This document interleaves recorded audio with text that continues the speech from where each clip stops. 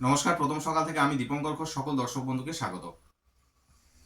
এই রাজ্যের, এই দেশের প্রত্যেকটি মানুষ গর্জন করতে পারে। যে কোনো সম্প্রদায়ের মানুষ, যে কোনো ধর্মের মানুষ, যে কোনো দলের মানুষ গর্জন করে অধিকারের জন্য, দুর্নীতির বিরুদ্ধে গর্জন করে।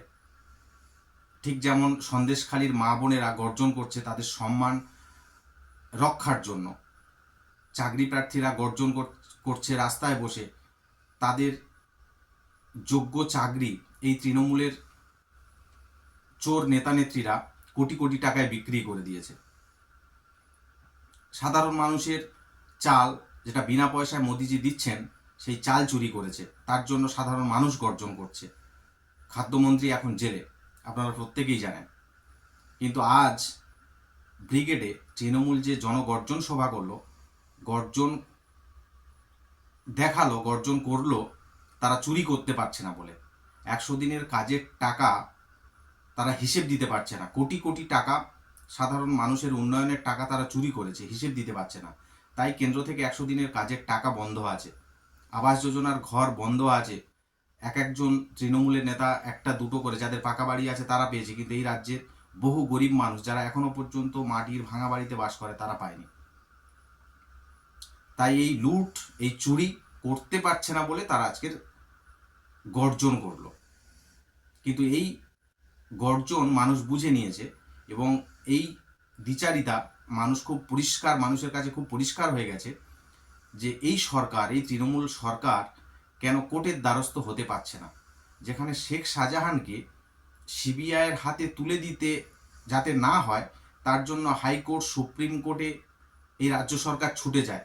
এই রাজ্যের মানুষের ট্যাক্সের টাকা খরচা করে এই সব কাজে।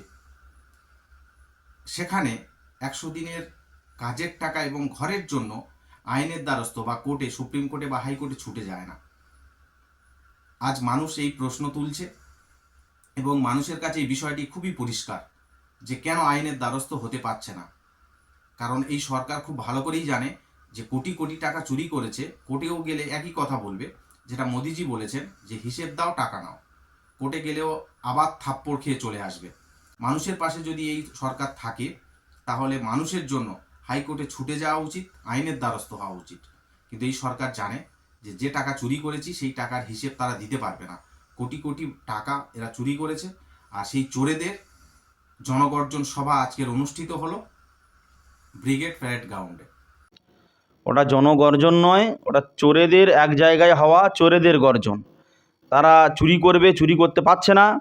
মাননীয় মোদিজি তিনি ওদের চুরির সব পথ বন্ধ করে দিচ্ছে। এবারে লোকসভা ভোটে বিজেপি 35টা আসন পাবে, মোদিজি নিজেই সে ঠিক করে দিয়ে গেছেন। তাই তারা বুঝতে পারছে যে মানুষ আর ওদের সঙ্গে নেই। তাই সেই মানুষদেরকে বিভ্রান্ত করার জন্য, পাবলিককে বিভ্রান্ত করার জন্য জনগর্জন নাম দিচ্ছে। জনগর্জন তো সাধারণ মানুষ করেছে।